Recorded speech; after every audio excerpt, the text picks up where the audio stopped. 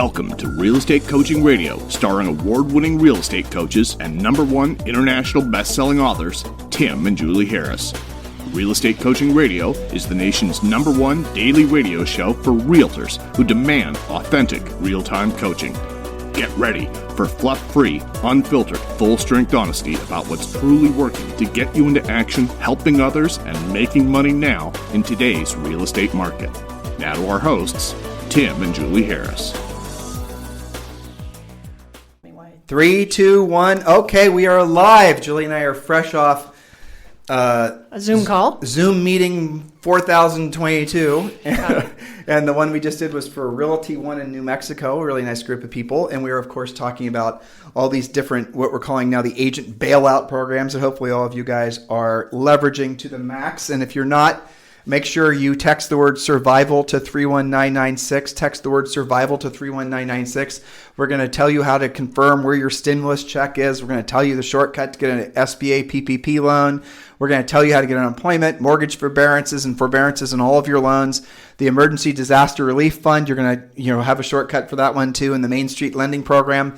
I know that's a lot. Oh my gosh, it's a lot. And I cannot believe I'm telling you guys all that, considering we're real estate coaches. But we did do all the hard work for all of you, and you can just text the word survival to 31996. And when you do, you're also going to be given free membership to a coaching program that we created for all of you guys because of this economic, unraveling that we're all experiencing. And so you will be also entitled to a daily semi-private coaching call with one of our, a daily semi-private coaching call with one of our coaches. So please go ahead and just text the word survival to 31996. You'll be given all the information, all the programs that all of you are eligible for.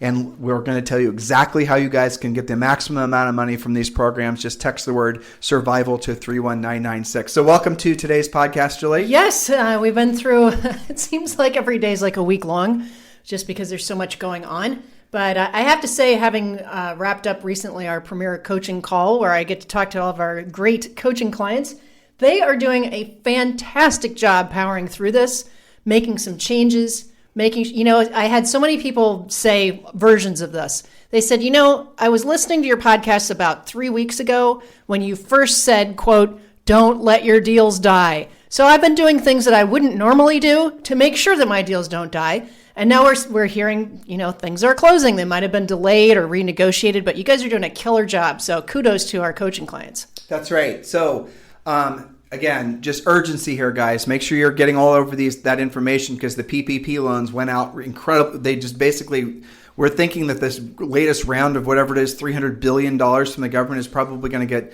sucked dry within a matter of days. So make sure you're absolutely taking action on that. All right. So let's talk about the headlines. There were so many interesting headlines today that I'm looking forward to actually getting right to the news headlines. And then we're obviously going to end with things that we love and things that we hate. And we have, do you have some good ones for today? I might. I have to look at my notes here. I've got some really good ones. You've been collecting. Okay, so because I've been thinking of our coaching clients, this definitely is what I'm seeing. Here's a headline: pending home sales tank nearly 21%. Pending home sales in March. But realtors claim prices will hold up. So far, so good. I'm seeing prices pretty steady. The hotter homes are still in the lower price brackets, like first-time buyer stuff is still doing very well. But again, pendings are down, and this is just the beginning of it. So the real reporting, I think, is going to start after we have April numbers. And all of our coaching clients, there haven't been any real precipitous price reductions taking place yet, and we don't think there will be. And we're gonna. This is what we think we're right about, and so far we're seeing no reason to believe this is wrong. We do think there's going to be a noticeable increase in home sales, thank God, right? That's going to take place probably starting in earnest in later parts of May into June. We think it's going to last probably through August or September. Don't confuse that for a recovery, because it's not. What that essentially is all the pent-up housing demand from all the sellers that had to sell, that have to sell no matter what's going on in the world. They're going to put their houses for sale, and they held them off because of the pandemic.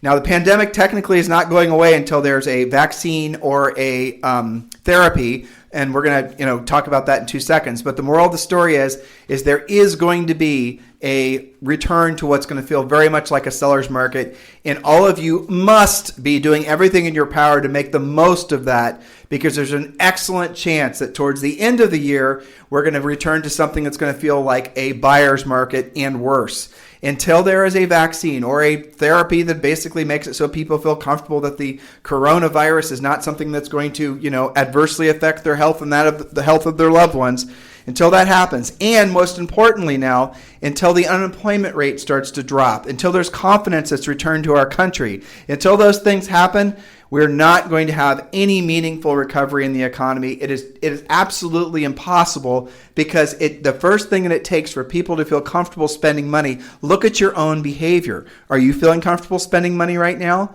I mean, you better be spending money on your education, that's for sure. You're buying groceries. I know you're spending a lot of money on Netflix. Your Netflix account doesn't count. Yeah, that's right. Okay. I mean, you're tightening up, though. But for the most part, you're probably not spending as much money. Is because why? Subconsciously, your lizard brain is telling you that you need to basically be stacking away more nuts for the winter.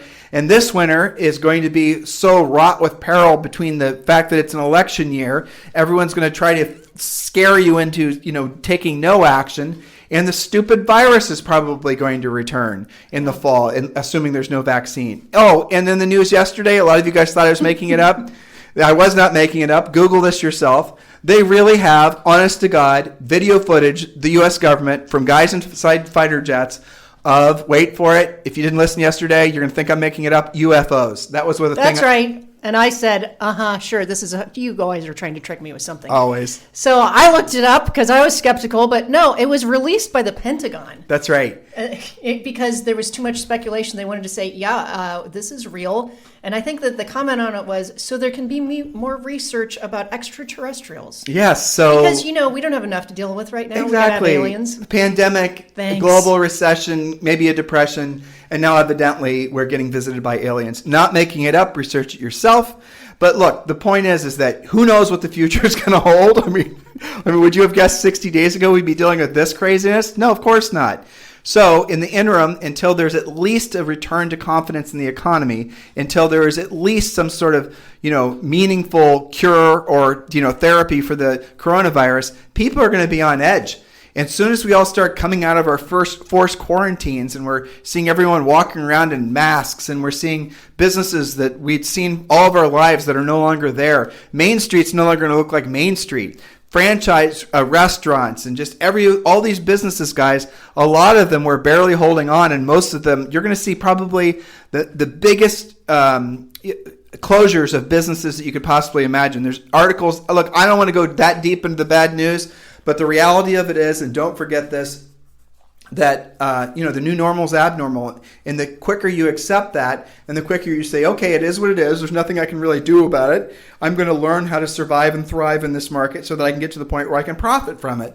If that's your approach, well, then you're going to win. If your approach is, I'm going to wait around for the old market, I'm going to wait around for things to feel normal again, you're not going to make it. So move your mental, emotional state forward, so then you can move your financial state forward too, which really does make the most sense. All right, Julie, any other interesting headlines grab your attention? Yes, well, I think that this is a glimmer of hope. A company called Gilead says early results of coronavirus drug trial show improvement with shorter, I hope I say this right, remdesivir treatment.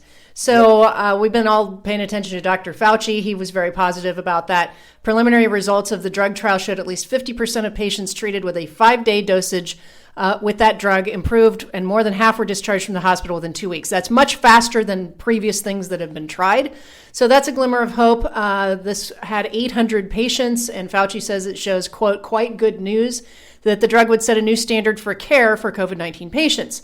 But still, even though that's all very positive, the article goes on to say that the expectation is still 12 to 18 months before there's anything real and usable with regards to a vaccine. But they're hopeful that things like this might speed up that process. So that's they're making progress on that. Another great story from Forbes. We talked about this a little bit yesterday. Essentially, we read you guys what the CARES Act said about mortgage forbearance. We've told you exactly how to get up to a 12-month mortgage forbearance where all the missed payments are on the back of the loan. In other words, if you owe 20 years on your mortgage and you don't make a single payment in 2020, then you're going to owe 21 years on your mortgage. No interest, no penalties, no hits to your credit. That's what the CARES Act said. Well, now the government essentially has worked a deal with the servicers, let's say, and we're starting to see the servicers get a lot more cooperative with following the law. They actually weren't following the law as it was written unless you knew that it was the law. And we tell you guys how to do that, how to essentially be heavy-handed with your lender if they decide to act like the CARES Act didn't specifically stipulate what we just said. So we told you exactly how to essentially force them to do it. That's part of the free coaching program. Just text the word survival to 31996. So that's better. You know, this on these Zoom meetings, when we go through all the list of things that people can get if they know how to take advantage of all these free government programs, the average we figured out on the high end is probably about $46,000. You guys will put in your pockets and save, and the low end is probably closer to like $26,000. That you will get in terms of not having had a mortgage forbearance, but also from possibly getting an SBA PPP loan, your stimulus check, and things like that. So make sure you're texting the word survival to 31996. Yeah, and no, you don't need to go research it and make sure that it's true. You all qualify for everything that we're talking about and should be doing it urgently. Do not waste your time investigating. Okay, so here's something encouraging. Weekly mortgage applications to buy a home make a strong recovery as rates hit a new record low. The average contract interest rate for 30-year fixed rate mortgages decreased. The average interest rate decreased to 3.43% from 3.45% last week. That boosted mortgage demand from home buyers by 12%. That's fantastic, signaling a potential return to buyer confidence. Remember, guys, this is a temporary little bounce, and you guys have got to ride that wave. Anybody with listings sitting around, hopefully this is going to help you guys out. Let's see. Mortgage applications to buy a home rose last week, but refinance demand fell, causing a total application volume to decline by 3.3%.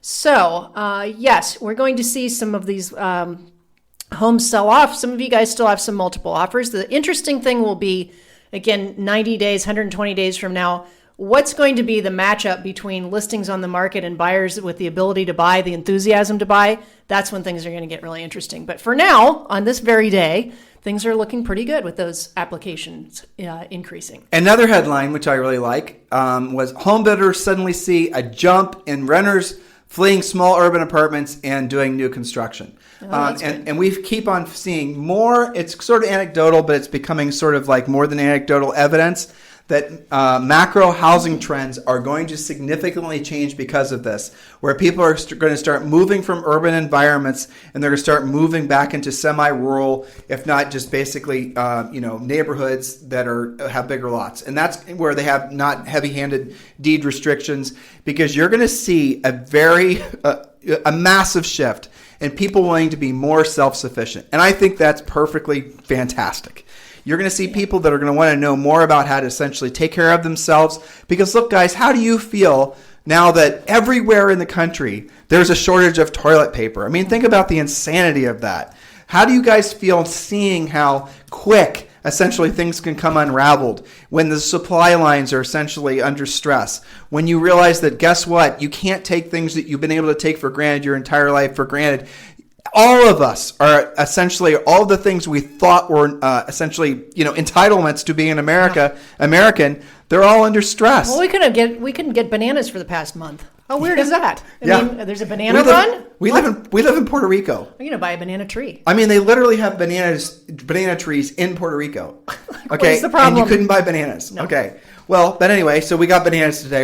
Zoe's happy. We're happy. It's all is right in the world. Yes. That's right. But, to your point about people looking towards smaller towns and acreage and things like that, I can tell you for sure that's already happening from our daily coaching calls. Our agents that are in, kind of bedroom communities and towards the middle of the country, they're seeing a big demand. And I think I read something last week. I think it was a Redfin report that searches for rural property were up by like 1,200%.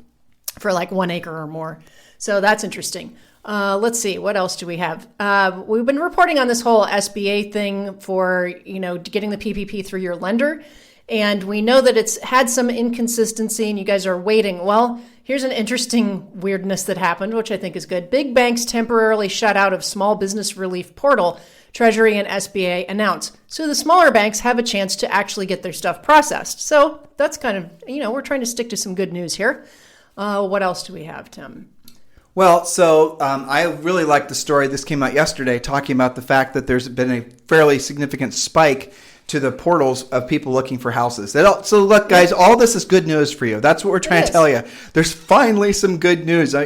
I absolutely am happy to be able to tell you guys good news because, look, we have to celebrate the victories together. And there's absolutely going to be a mini boom that's going to start that's going to make it so that all of you are going to have an opportunity to right some of the wrongs that maybe you had going into this slowdown. You know, you're going to be able to save some money. You're going to be able to get your skills on. All of you guys have a little bit of a reprieve of essentially what's going to probably come next in terms of the economic, long-term recession that we're going to be in. You have an opportunity to get your skills on. You have an opportunity to learn how to do the things that we always beg for you guys to learn how to do, primarily become listing agents, learning how to do BPOs, learning how to, be of service to a multitude of sellers, not just the types of sellers that are able to throw a dart at the board and the house will still sell no matter whether it's overpriced or the condition sucks. You have an opportunity now to learn what this new market is going to require, and you guys are all blessed. I hope you see it for that. Julie, you look pensive, like you're about ready to read something. Oh, no, I had been taking notes from some of our elite coaching calls about who are the buyers who are actually buying? Because I had an interesting conversation with one of our clients. And she said, I came to realize that there are people that still have real jobs. She said her last 4 deals were somebody who works for Amazon that said that they're unbelievably slammed. Somebody that works for an office supply store. That makes sense, right? Somebody who owns a winery, because we know that alcohol sales are good, and a pet food supplier. So, there are glimmers of people doing really well and having their own little mini economic booms. I thought that was kind of interesting. And she was the same one that said, it's the purification of the market, the sellers who have to sell and buyers who actually qualify. That's right. So I think, that's a really nice thing because the sellers who don't have to sell are the same sellers that torture you with their overpriced price, making it your fault that it didn't sell. So, that's okay if they go away. So we received a lot of questions from people saying, okay, Tim, I've done all the economic programs. I've gotten my bailout money. I got all my, payments and forbearance. Now, what do I do now to make money? What are the things I should put priority on? And in this order, these are the things you should put priority on. You absolutely, positively need to learn how to do BPOs. Yeah. If you guys don't learn how to do BPOs urgently, you're going to regret it because there's only so many BPO companies and they only need so many agents in each market. And once those prize spots are gone with each of these BPO companies, they're not going to need you. So you guys watch 6 months from now, all the agents that are going to be begging to get BPO orders because a BPO order pays you usually $50 on up for doing what amounts to an elaborate CMA. And the BPO orders are going to be flying off the shelves for all the normal reasons, plus all these folks asking for forbearances. Anytime, basically a BPO, which stands for broker price opinion, is going to be the lifeline that's going to be a long-term lifeline for you and everyone in your family.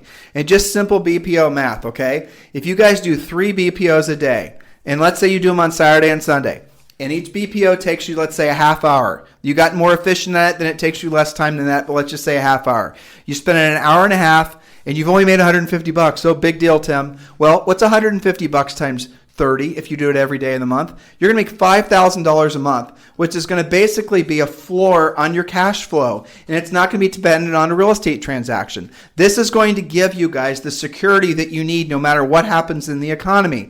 And this is one of the most urgent things that we're telling everyone to do. It doesn't matter if you're a top producer and you've never done a BPO and you have a team of 1,000 people. Here's an idea for you. Get everybody in your team doing BPOs. Get all your staff members doing BPOs.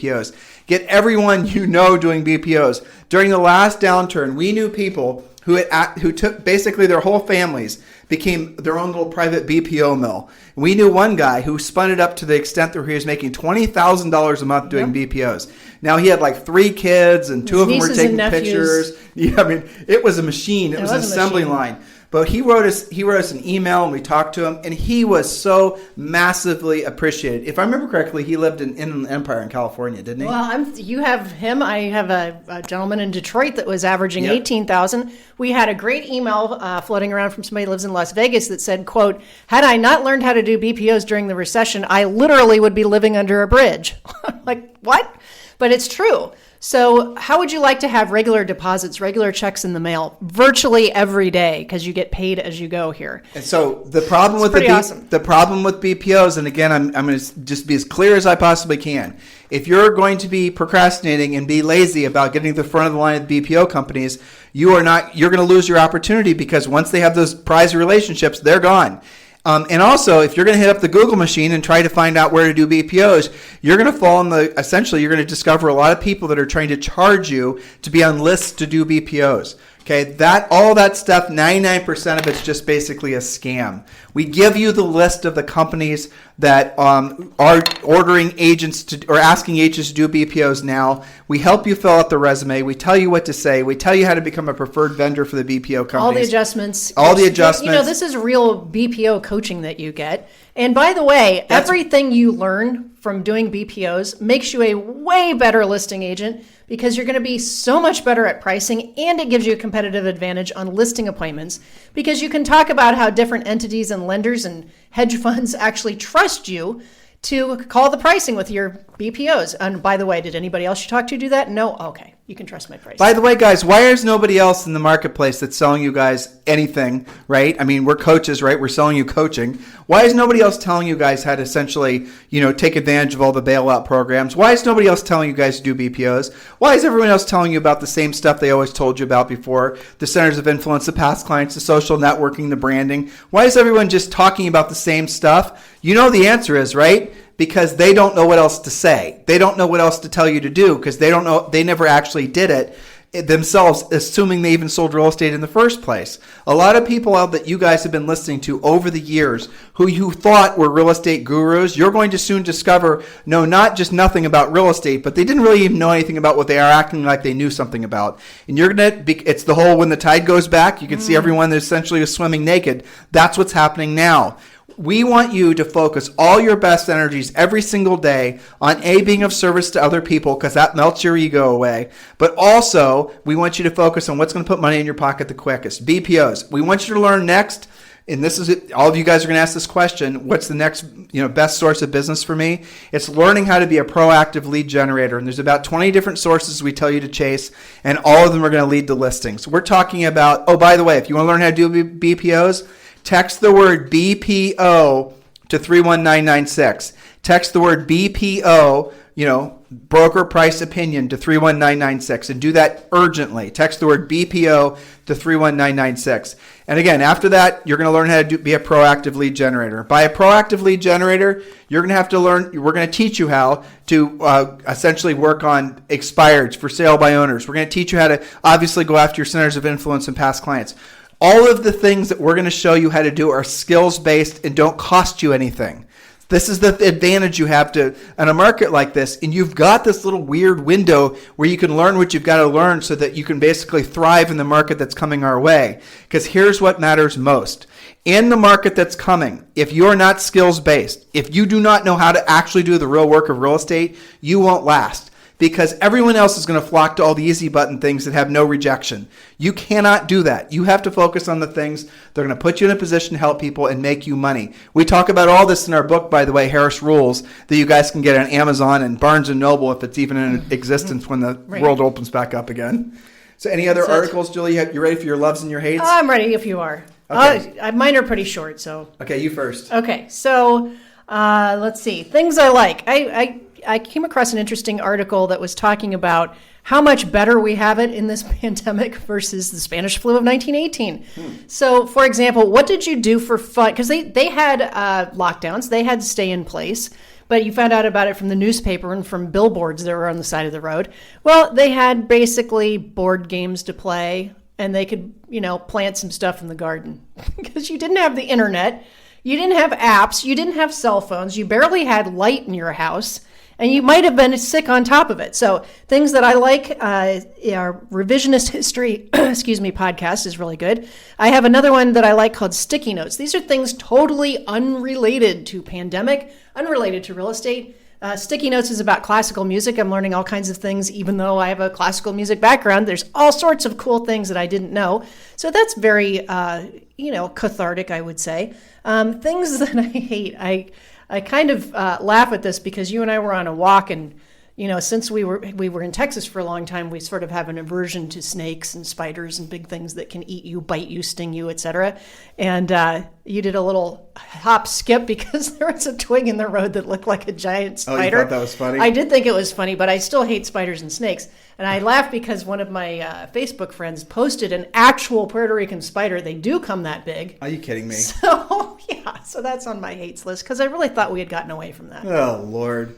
Back to you. All right. Well, things that I love. I love the fact that, honestly, look, it's a government program. Those never work really well. But I love the fact that the government did block the big banks for 8 hours at least from being able to submit any PPP applications so that smaller banks could send in the PPP applications. And what was happening was the big banks were essentially treating their best customers, which were usually, their biggest, the biggest restaurants and the biggest business. They were giving those people priority. But it's not necessarily a bad thing because the reality of it is those were also the folks with probably the most employees. So, take it or leave it. It's been politicized. But the moral of the story is I really like the fact that the SBA has basically said, because they know that most small businesses definitely use the small lenders for their banking, the savings and loans and whatnot, and they gave those guys priority. So I really do like that. I'll tell you something else I really like. I love reading about all these stories about all these new businesses that could only emerge during a time like this,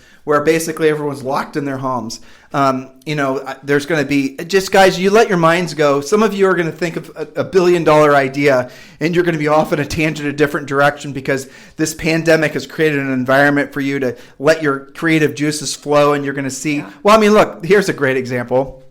The eXp Realty, which you guys know we aligned with over a year ago. What an amazing company. But that company was started in the ashes of the last recession. Glenn Sanford started that essentially because he saw how this is probably when I heard him say this on a video, this is probably one of the primary reasons Julie and I decided to throw in with the XP Realty. He basically said he saw the devastation that happened to the agents during the last recession, and they were devastated the most profoundly, financially, emotionally. Essentially, the economy or the industry just leaves agents out to dry. There's very few people in the industry that are going to absolutely positively align themselves with the agent's best interest. And most of the times in a market like this, you see brokers giving you guys all the happy talk, even coaches and trainers, really.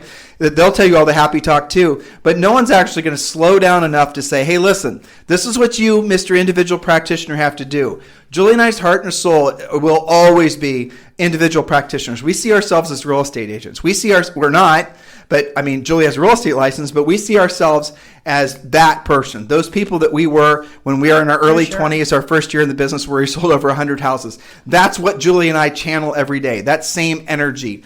I'm 50 and Julie's 39 plus 10. Do the math yourself. And the reality of it is that we always go back to channeling that, those formidable years when we are learning how to be business owners and successful ones at that.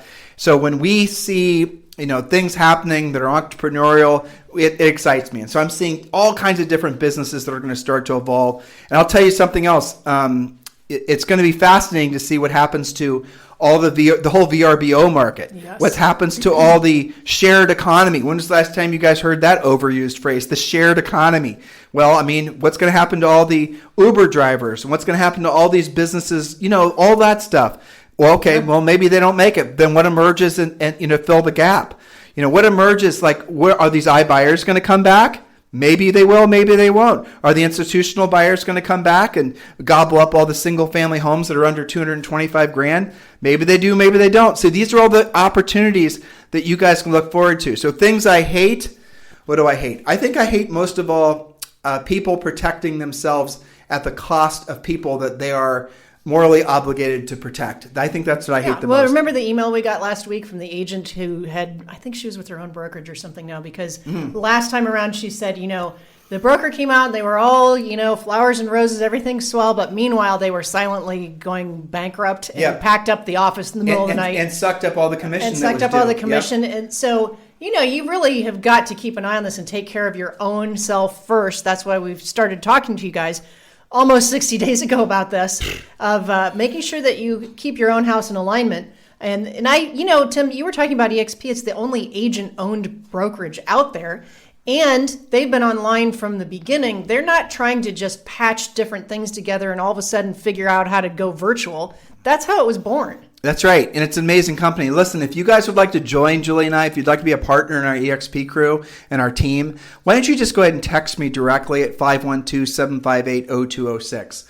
512-758-0206. There is no question in my mind that eXp Realty is the best company for all of you. You know, every single one of you right now, you would have been, had you joined with eXp a year or 2 or 3 years ago, you'd be in a completely different financial trajectory for the most part, for a horde of different reasons. So give me a text, send me a text. Let's have a one-on-one call, 512-758-0206. Hey, Julie, yes. I think I actually have another Zoom after this. Can you believe that? Why not?